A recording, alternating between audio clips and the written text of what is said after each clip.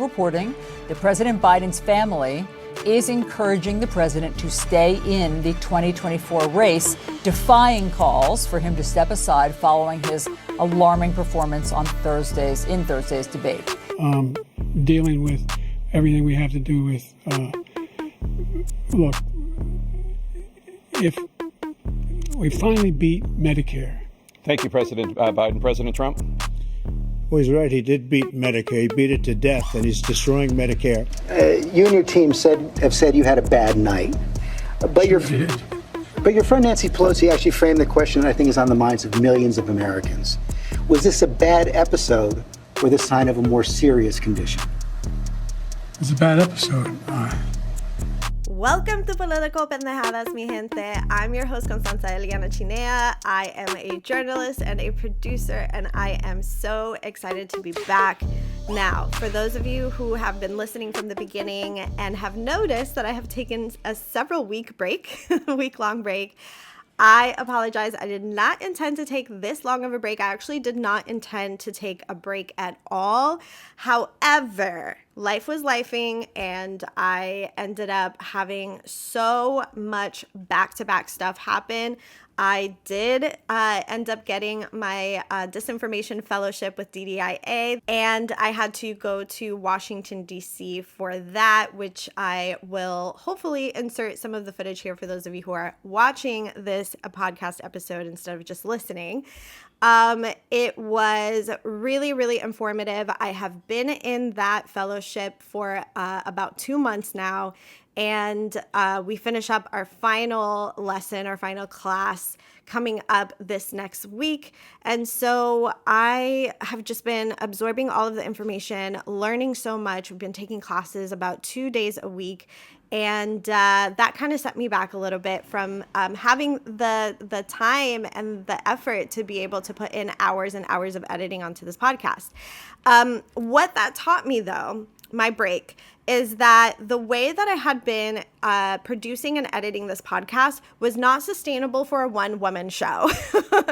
As you guys know, I had a Spotify podcast that was really great, but I had a team that I was working with on that. I had help. And it was also a bit more of a live show rather than a like an edited show. And so it was very different. And so what I realized is putting in 18 hours of editing into one podcast episode was not going to be sustainable for the type of work that I do, which is being out in the field, telling stories. I was out in the field for UCLA and USC protests that were happening, the student protests that we had over here in Los Angeles. And that takes a lot of time. It takes a lot of effort. It takes a lot of planning. And it just wasn't sustainable for me to keep putting in 18 hours just in the editing process, not to mention all of the pre-production stuff and pre-production hours that I have to put in as well into each episode. And so all of that to say is that I am back, but the production is going to change just a little bit for this podcast to make it a lot more sustainable for me to be able to put out at least one episode every week. But my intention with this podcast was never just to be a one episode per week podcast. It was always meant to be a podcast that could grow and potentially even become a daily podcast episode production.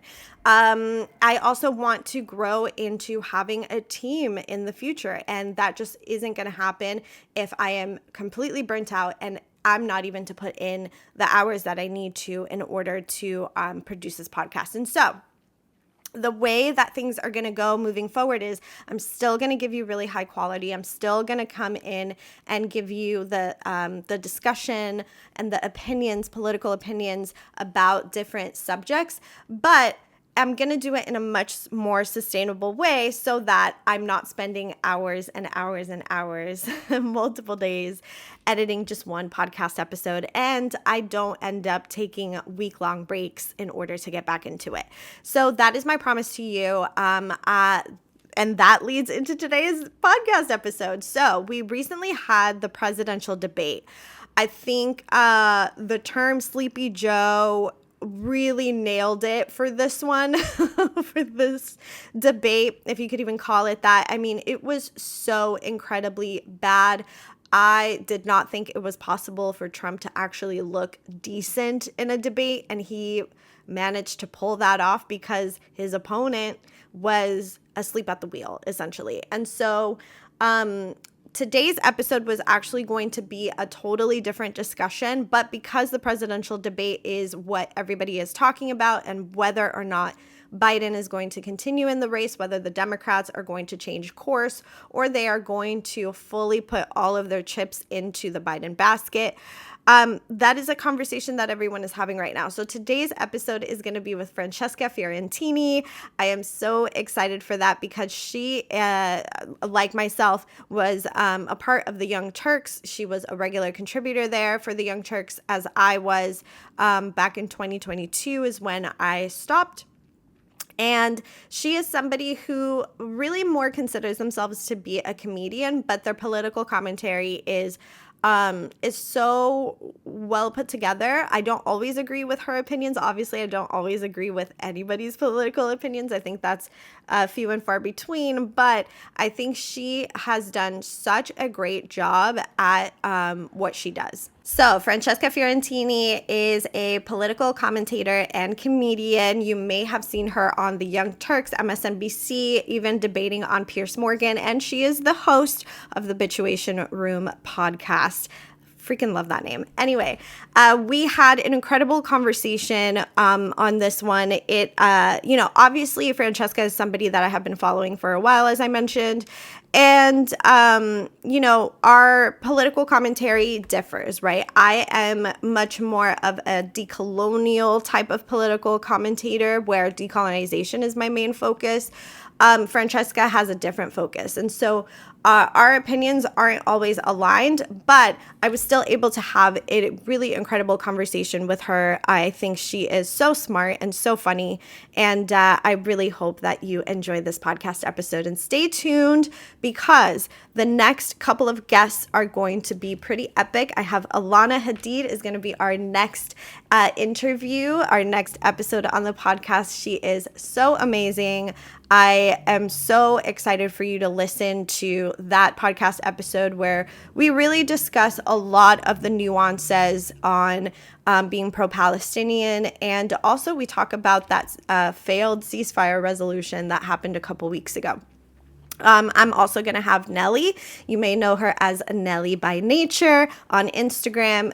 Always so on point with their perspective and their opinion on multiple different foreign affairs issues, and really, really a great and amazing Instagram friend on my end. And I also have ex-Ohio Senator Nina Turner. We talked a lot about different political ongoings at the time that we spoke, which was a couple weeks ago now, but definitely in a really incredible interview that I am so excited for you to hear. So anyway, how many times can I say more excited? I don't know. But I hope you enjoyed today's interview with Francesca Fiorentini, and stay tuned at the end for my commentary. Francesca, thank you so much for joining me on the podcast today. I am so excited. Yay. I'm glad to be here, Constanza. Thank you so much. Yes, of course. I definitely wanted to bring you onto the podcast because I know that you are somebody who has just a wealth of knowledge and information, and you always have the best clapbacks, political clapbacks. I'm losing steam. I know. If I'm being honest, like I try, but I'm losing steam, and I just want to do I'm also a stand-up comic, and I'm like, why don't I just do stand-up? Let's just do comedy. Let's just make it fun, rather than, because things are so unfun when you actually pay attention to, genocide and stuff. Exactly. It gets really depressing real quick. Real quick. Yes, but you are somebody that is very vocal about whatever is happening politically and how it affects Americans, people of color in general, marginalized communities in general. And I have always appreciated that about you. So I really wanted to kind of start this conversation on a little bit of a high note, and then we're going to get back down to like the nitty Sure, the gritty. nitty-gritty. Yeah, let's do it. So first I wanted to ask you a little bit about, just how you kind of got into political commentary in general. As you said, you're also a comedian, and I know a lot of comics also do politics because it is so relevant to so many people, and it's, kind of a way to get people to kind of get back down to the reality of things, right? In a funny Yeah. way. And so, what was it that made you get into political commentary? And we all know how the environment is now, but how are things going on your side?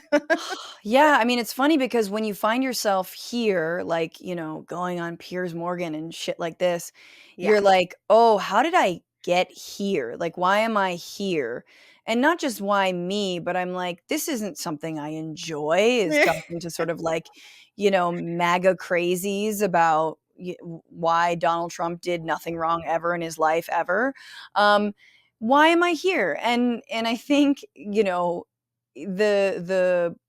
landscape shifted around me, but I definitely love being able to speak a little bit of truth to power, but mostly also some like laughter to power, like being able to discuss a pressing issue, um, different ways that capitalism screws us all over, why war is a rich man's game, and just kind of like poke fun at that and make people think and make people laugh and give, I mean, from all the things that I have done, that's sort of like what I aim to do. And lately, I think because of how serious everything has gotten, it feels like there's less comedy and more politics. It feels like the time for just laughter, or especially during the Trump administration when there were so many monologue shows, from every comic basically had a show then making fun of the orange man, and it's like, ha ha ha, now let's do revolution. Like, now it feels like things are even more pressing, and for some reason it's been harder and harder to find the comedy, even though ultimately I do want to still, still really important to laugh, I guess. But so I Yeah. mean, how I got started, I started doing stand up in 2008-9.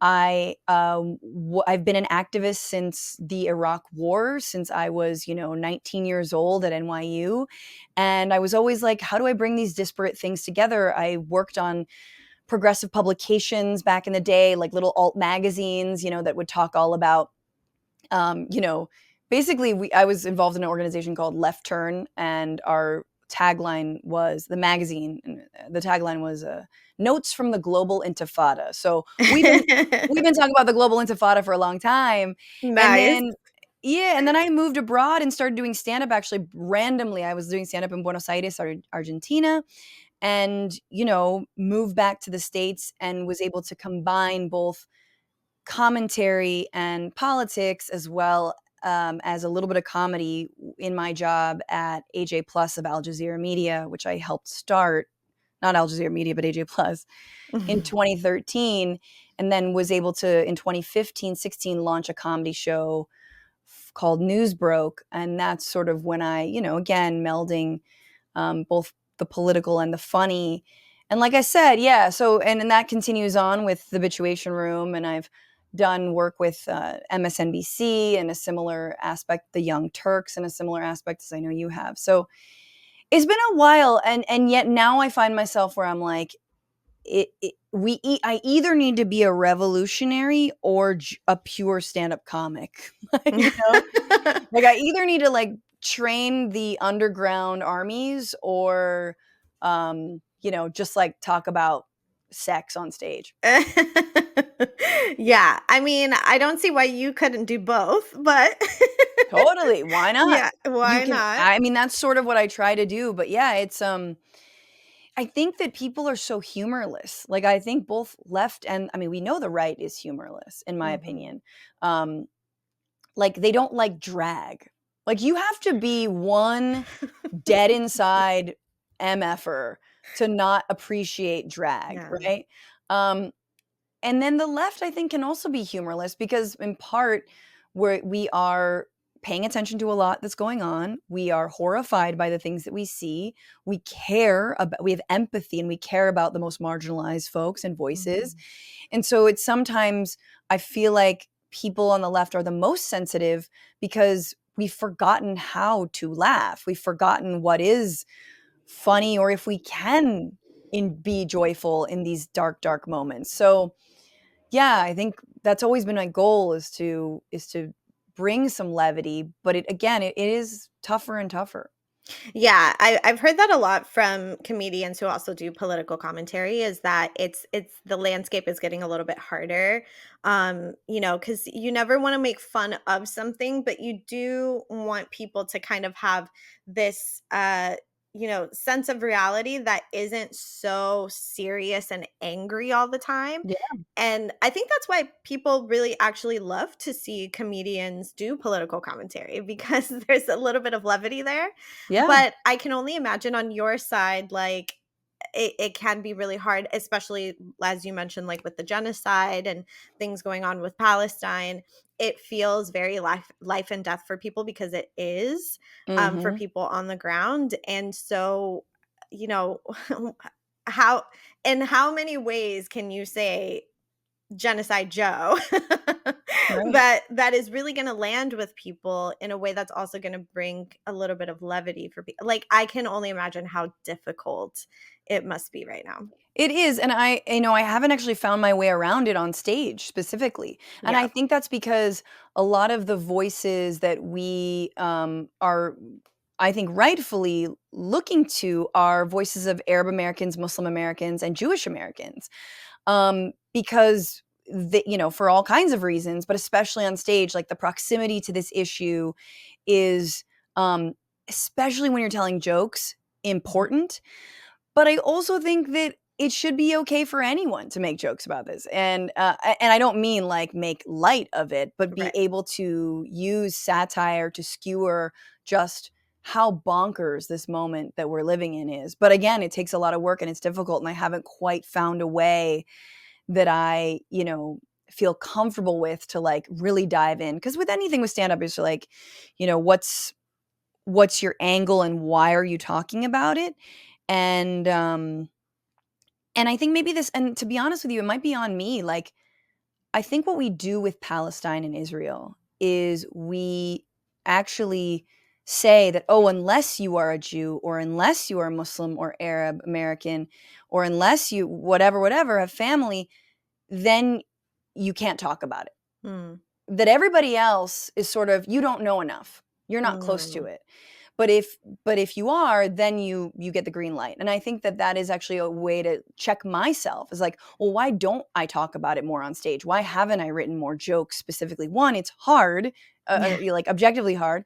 But two, it's like, oh, there is an immediate perception around this issue. I could talk about US elections. I could talk about gun control. I could talk about abortion rights. I can talk about literally anything and I do, under the sun, seems fair game to talk about on stage. Maybe, I mean, I guess I don't really talk about LGBTQ plus rights, but like, I'm also like, don't shy away from that. But this is an issue where it's like, there's this, again, judgment of, well, who are you to get mad at children being starved to death, as we speak. Oh, Lord, the way that people have like zero self-awareness sometimes, it's just, Yeah. it's like compounding. And you mentioned a little bit about how you've been on Piers Morgan. I think Piers Morgan, I don't know how you do it, because it's like every time I watch the show, I'm like, okay, great.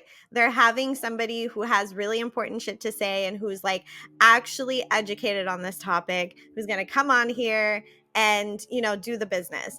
And then I watch the show and he just manipulates literally everything and every topic and every subject every second of that show, and I just don't know how you guys do it. So like, you've been I on the think show multiple times. Like, what has it been like for you? it sucks, actually. I'll be totally 100%. Like, Yeah. I think you nailed it, which is there's a manipulation there that I don't think we always see. And if I'm being 100% with you, I've been on talking about Gaza and I've been on talking about Trump. He is actually now far more fair when it comes to talking about Gaza and Israel, because I think he's had so many amazing people on to school him than he is about Trump. When it's Trump, he lives on Trump's dick. He loves him so much. And so where these things that you and I don't find difficult to discuss, not sensitive.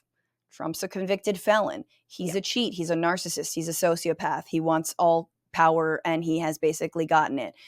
That seems super normal to you and I. And then it seems like the stickier subject might be, all right, 2-state, 1-state solution. What do we do about Israel?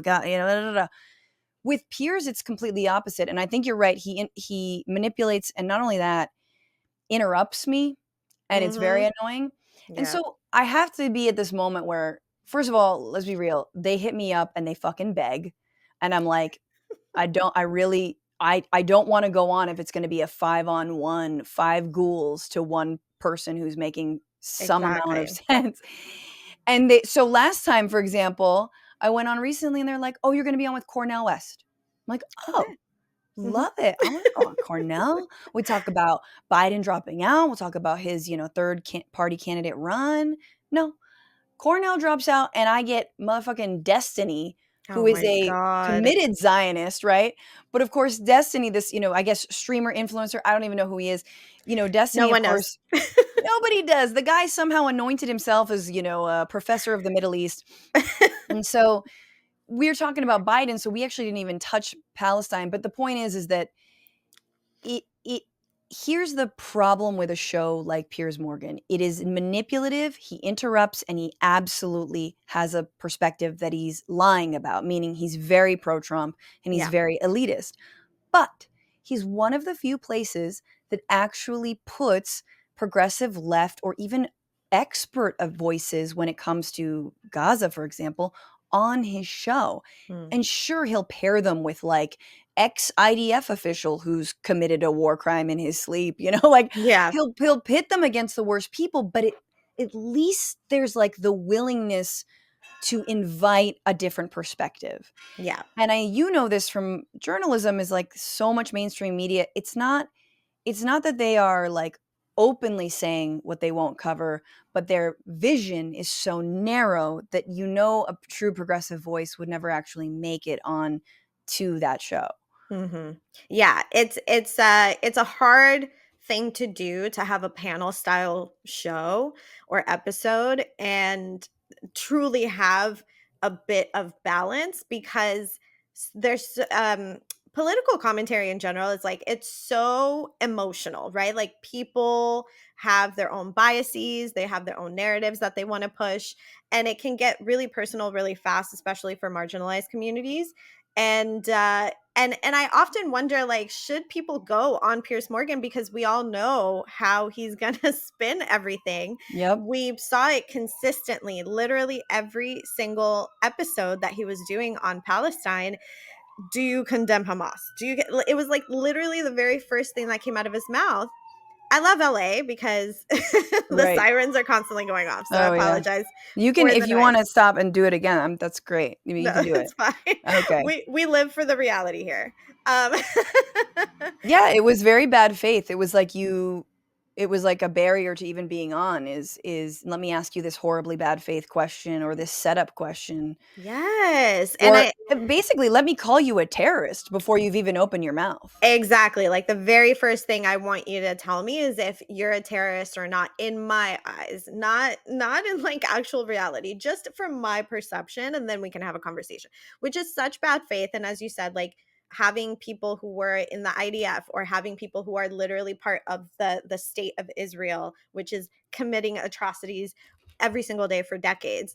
It's incredibly bad faith. And so, but it is nice to see that he is including people who are educated on Palestinian issues, who are educated on this, and who aren't just talking heads, but actually are professionals. So I agree with you, but I still get so incensed every time. Oh, and I think there's a limit. I mean, I think the last thing I was going to say, the Yeah. last thing I'm going to say is like, I'm also a comic and I like to not be super serious and I like to have fun on a Yeah. panel like this.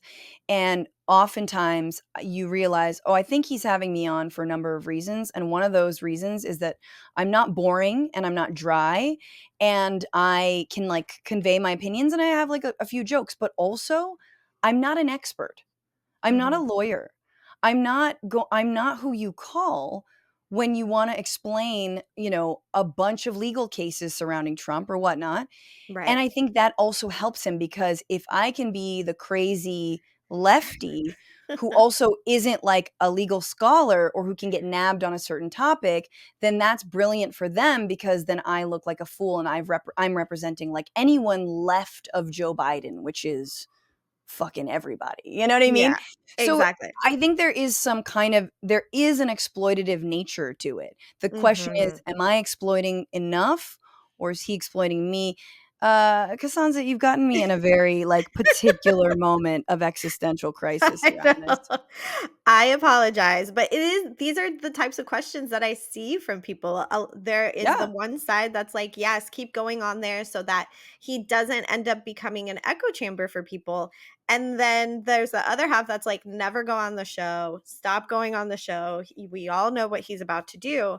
But I especially love your clapbacks because it's almost like he never knows what's going to come out of your mouth. And then what comes out of your mouth, he doesn't know how to respond.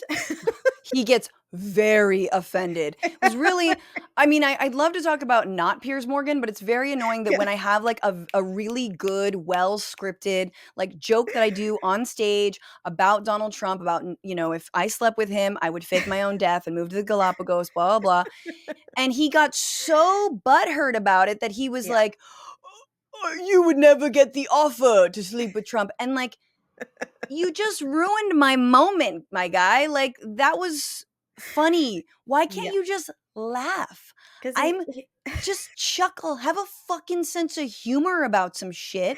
yeah. But then you realize, oh, because you're trying to be his goddamn golf buddy. And then ugh.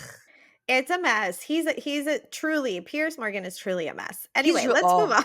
big mess. Let's move on, please. Let's move on. Let's move on. But that's the name of this show. Piers Morgan Right. is a hot mess.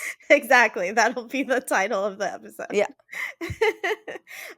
So I did, want to ask you about some of like the craziness of politics right now. So we literally just as of recording this episode, just a couple days ago, we had the presidential debate, which was more of like, I don't know what it was, but it was not a debate in my eyes. It was literally like the worst thing I've ever seen. It was a train wreck. I want to get your thoughts on, the whole conversation around Biden and whether or not he should drop out, if the Democrats are actually going to make him drop out. What are your Yeah. thoughts on this?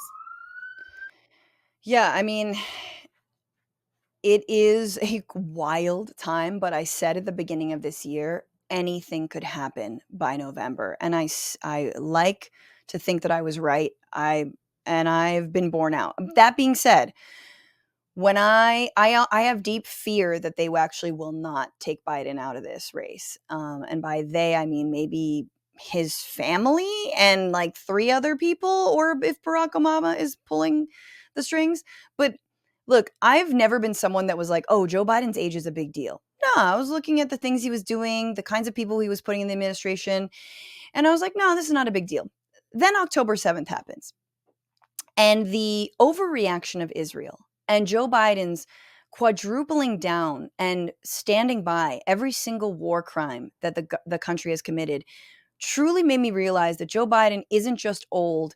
His thinking is old. His foreign policy is old. His approach to a government like Israel that is swung far to the right since he was first elected to the Senate. He hasn't been paying attention to that. He hasn't been paying attention to the way that average Americans perceive this country, including average Jewish Americans perceive this country, which is a very big rift and feeling like they are not represented by Israel. And so it was then that I was like, oh, he is massively out of touch, truly statistically out of touch with the American people. Okay, so going into the debate, how is he going to salvage this? Now, I already knew it was going to be painful, but let's see. On style, substance, form, every single one of those things is terrifying. Constanza, like, imagine if he did great. He nailed every single word. He said everything he needed to say. He didn't stumble off and say, "We beat Medicare." Oh my He didn't, God. right. He didn't stumble off into some weird rape story that he didn't even need to mention. Let's say he landed every single answer. Even still, he had no real answer when it came to the Palestinian people or Palestinian statehood. He was unable to articulate any of his achievements around climate change or the Inflation Reduction Act. Obviously, he still, is supportive of the war in Ukraine, but without a light at the end of the tunnel. Where do we go from here? Is there diplomacy? Where does it end? People want to see an end to it, however you feel about this ongoing war. What is the plan around that? What about the border? These radically militarized border policies that Biden has continued, that were started by Trump, continued by Obama, started by Bush. He is running just next to Donald Trump. They are so similar when it comes to their border policies. It is an insult to all of us who care about human rights on the border. To say nothing of the Latino or the immigrant community or the undocumented community in this country. And then, of course, he comes in with like, okay, we're going to expand DACA to spouses of, citizens, which he didn't even mention on the debate stage. So what I'm saying is that even if he had nailed what he meant to say, that is still so pitiful and sad. Yeah. And the fact that he wasn't even able to nail that was like, oh, well, now you can't even be the messenger for some of these bad things, but also some maybe good reforms that you have passed, but these middling reforms that you've gotten done. You can't even articulate that. So Yeah. I think shock and terror and disappointment, I mean, the American people, girl, I'm like always like, sometimes we get what we deserve. Like 2020, I was like, we deserve these two old motherfuckers.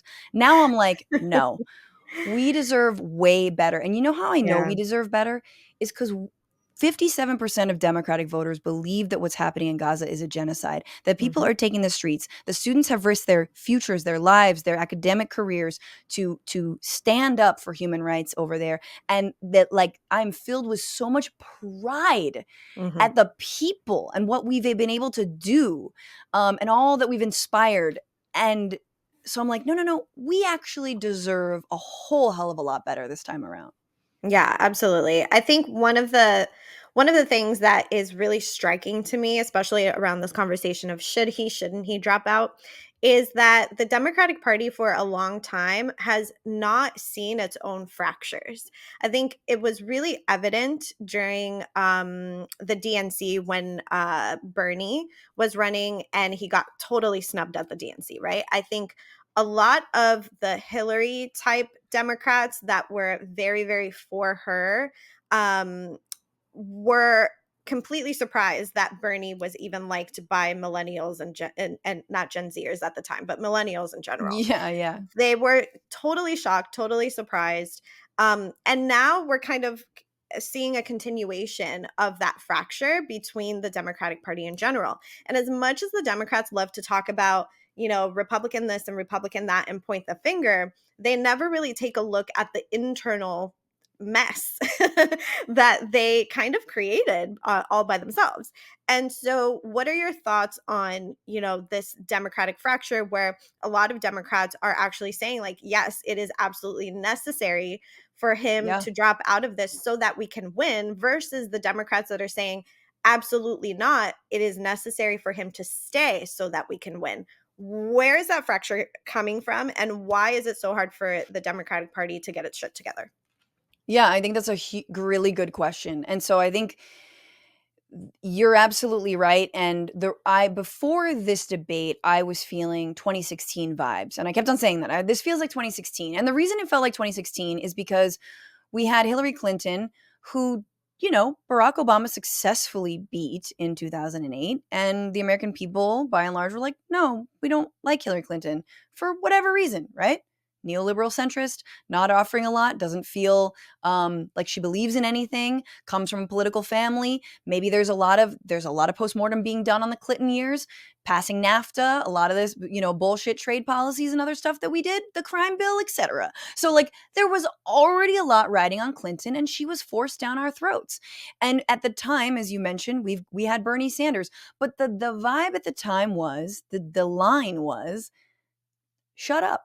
Just shut up about it and go along and vote Hillary Clinton because she can win, because it's her turn, et cetera, et cetera, et cetera. And what happened? She loses. And so what's the lesson from that, right? Joe Biden in 2020?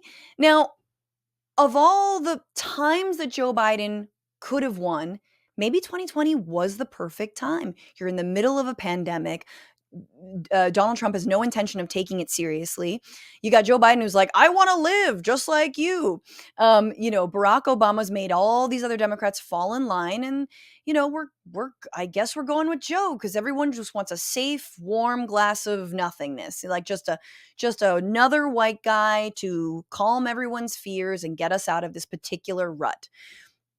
And he did it. He successfully pulled it off, but also with massive expansion of voting rights, meaning mail-in ballots, drive-through ballots, expanded voting times, and all that. So there was a complete conglomeration of, or a complete like trifecta or of circumstances that happened for Joe Biden to win.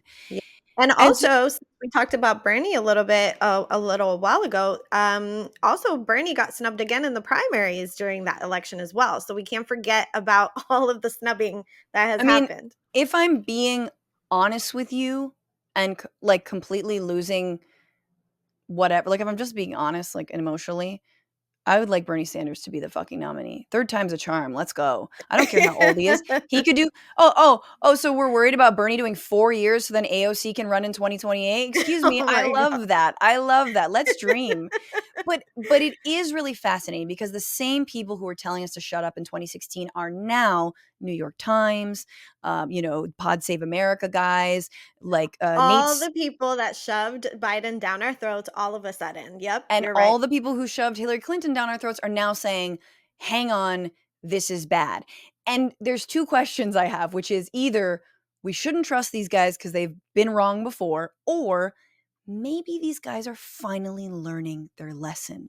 Maybe, and I like to take the latter as a victory for progressive Democrats who are like, can you please listen to us finally? Can you do what is popular? This guy is not popular. Can you please do the popular thing, not the thing you think you're supposed to do because it's the fucking pecking order of how whatever, Beltway insider told you it was supposed to be. So, and so you're totally right. It's like maybe they've learned the lesson of those Bernie snubs.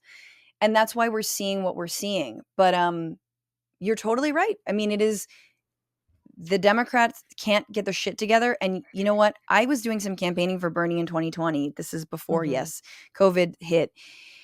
And I was at the Nevada caucus. And when I got there, I was at one of these, polling caucus locations. And you know how fucked the caucuses are. They start at like 8 in the morning.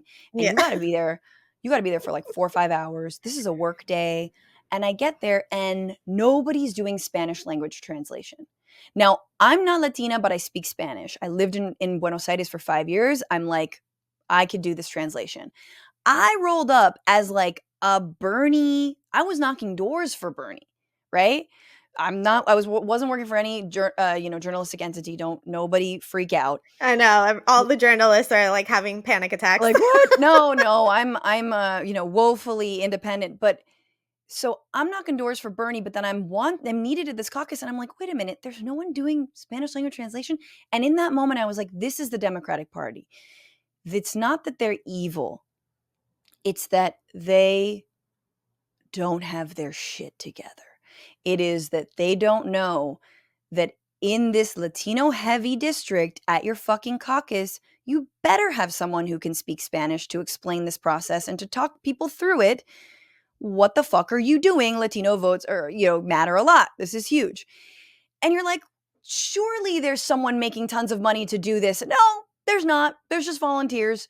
There's just random volunteers like me who just, secretly were like, this is why Bernie's amazing. Here, let me tell you. Te voy a decir. Like, can you imagine if I had Exactly. done that? No.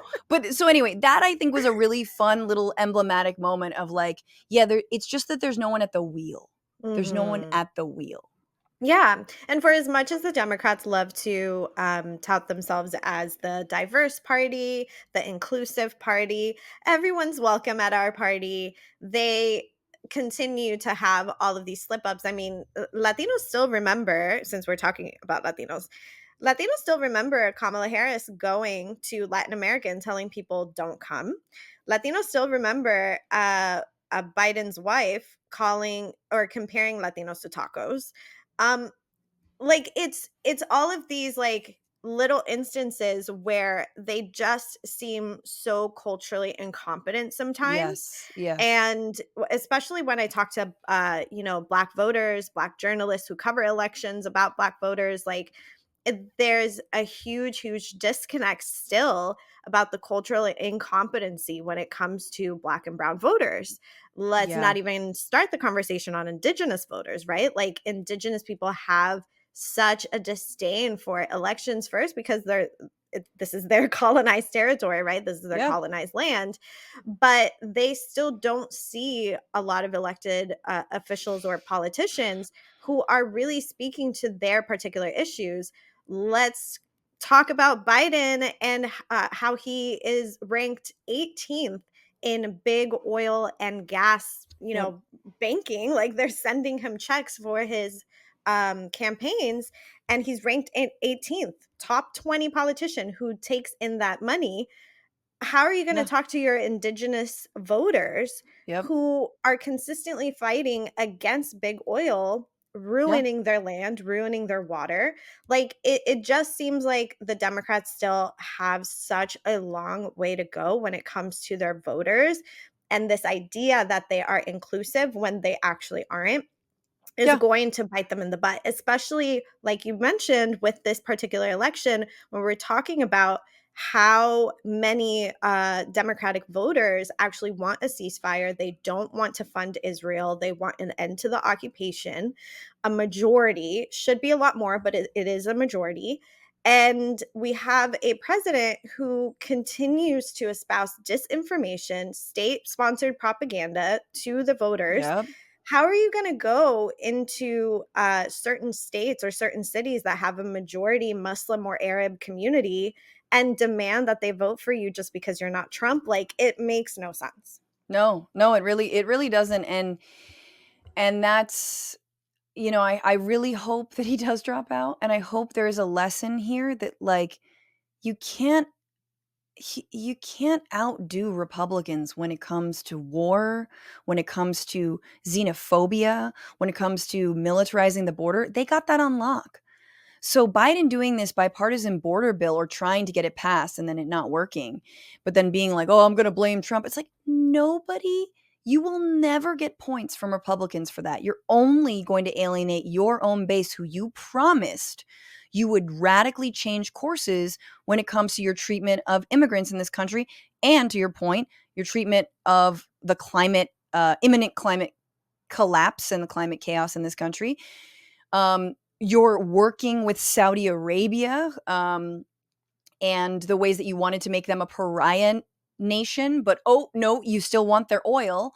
And so you're going to just ignore that they murdered a journalist, an American journalist. And so it's just on and on and on. And I think, if anything, I'm just like, may I pray that we can leave behind the days of trying to run to the center and to the moderates and know there's so much strength. And I think that people like the squad understand the strength in young folks, in people of color, in voters who are active and engaged in their communities around issues they care about. No one in November, no matter what happens, Constanza, can say that like young people were apathetic. It's like, right. Bitch, you sicked the police on young people, a few months ago. Yeah, you had all your Gen Z people arrested. You locked him up. That's what happened. I mean, and so yeah, it is. I think that here's the other thing that this is also. It's the death of bad faith identity politics, Yeah. because you have the nomination, or you have Deb Haaland, right? Native American, at the Department of the Interior. And what a position. Amazing that Deb Haaland is there, but also under an administration that has more oil and gas leases than any prior administration, right? And it's drilling more for oil than any prior administration. That is so performative. And I think young people and people of color especially see through the performative identity politics. I believe in identity politics. We know it matters who is in your cabinet, who is leading you on certain projects, but we know that there has to actually be follow through. It can't just be, as Cornell says, brown faces or black faces in high places type thing, right? It's like, what are Exactly. you actually doing? How are you empowering those people to, implement policy? Yeah, absolutely. I want to get your last thoughts before you go on the SCOTUS voting, or not voting, sorry, on SCOTUS's decision to give presidential immunity. There's Yeah. a lot of commentary on this. I am still doing my own research on this because it's all very legal. And Yeah. so there seems to be a lot of confusion about like, what does this actually mean? I know a lot of people are attributing it to Trump because obviously he is our only convicted felon at Right. this point. So of course people are attributing it to him, but it goes across the board. Like, it's for all presidents at this current moment. Yeah. And so I want to get your like last final thoughts on what this is going to set for this election and also moving forward, because even if Trump doesn't get elected, there's a potential that a future president, could use this to their advantage. So how do you feel about this? That's so true. I mean, I am also, I'm not, like I said earlier, I'm not a legal scholar, but I have done, my Vox News readings of this, my Fox articles Yeah, and whatnot, exactly. and So you're an read, expert read by My proxy. Nation, expert by proxy. But yeah, I mean, I think it is just, okay, what it implies is absolutely wild. Any official act, if that act is a crime, cannot be prosecuted. That if a president does something that is within their sort of official capacity, it cannot be prosecuted. Now, what's in their it's not just in their official capacity, but, and this is a quote, in their peripherally related activities. So it doesn't even have to be that official, just a little bit official. I know the question is, I made this joke on my show. It's like, oh, well, yeah, obviously, if you're an off-duty president at night and you're having a drink and you get into a bar fight, you should be prosecuted for that. It's like, because it's such a funny thing, because there is no off-duty president. There is no Exactly. unofficial president, right? So Right. everything falls under an official act. And of course, any president with an intention of criminality would immediately say that it was an official act that they did. Exactly. And so, and on top of that, and the wildest part, I think, is no evidence, even if you were to prove that this was a crime and it wasn't an official act, i.e., trying to overturn an election on January 6th and inciting a riot, Mhm.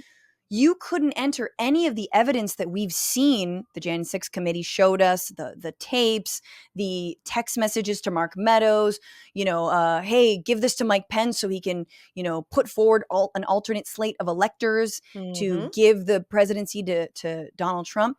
None of that would have been and is admissible now, thanks to the Supreme Court. And so the question, I think, is, what does this mean for holding Trump accountable for what did happen on January 6th? And I think it absolutely crushes it. In Yeah. the specifics, they will send it back down to Judge Chutkin and of DC, I believe, and she will decide based on the SCOTUS's new ruling whether or not Jan 6 is an official or unofficial act. Right. So Now, it's like up to the judge's perspective. discretion based on this absolutely new ruling. Yeah. But even if she did say, no, we can still prosecute him, that can still be appealed. And of course, it would be appealed back up to the same motherfuckers that just ruled. And mind Exactly. you, this is not like we'd been needing to know this. This is the case is Trump v. the United States. And in the broad Trump v. the United States history, the Supreme Court, 3 of whom were handpicked by Trump, just said, we choose Trump. We choose Trump over the United States. Yeah. It's truly bananas. It's truly bananas. And I know that a lot of people are already starting to kind of manipulate voters with this decision, right? Like we were already starting to see the vote blue no matter who type rhetoric. Now this is also being used as that. Even though SCOTUS, anyway, we're not going to get into that, but no, but it's a really, look, I think it is a motivating factor. Look at the Supreme Court. If Trump gets back into office, he will absolutely do even more crimes. The question is, but how are you going to reverse this? Exactly. We need to undo this. And apparently you can't do it legislatively. You certainly can't do it by an executive decree, although if that were a crime, wouldn't he be immune from it, or they be immune from it? But instead, it's like, no, we need to expand the fucking court. We need to make sure there are more. And I know Biden's appointed a lot of judges around the country, so that's good. But if you don't have a plan to deal with this extremist court, then they will keep fucking us for decades to come. Yep. So, and I think the other reason that it's compelling is if Trump gets reelected, you're going to have Clarence Thomas and Alito both retire, and the 2 right-wing justices are going to replace them, just as, if not more ghoulish as they are. And so it's really fucked, Constanza, because you're just like, the exact same reason why we were told to just shut up and vote for Clinton, which was about Supreme Court justices. Yep. They're now rehashing, and they're not wrong. They're not wrong about that.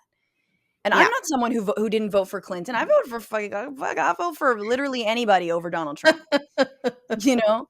But as a grand, like, will this bring people out? Will this, half dead grandpa bring people out? This guy who can only like insult in howdy doody comments. You're like, you're an alley cat, Joe. You're like, oh, what century are we in? Yeah. You got the morals of an alley cat. Like, literally. No, I totally agree. I personally believe that this is going to manipulate a certain type of voter into going to the polls, but I'm also not foreseeing a huge electorate this election, unless by some miracle something happens and the Democrats are able to get it together. I just don't foresee it. I don't think that we can manipulate or should manipulate Arab and Muslim voters at all. This is definitely not the time for that. That is so disrespectful.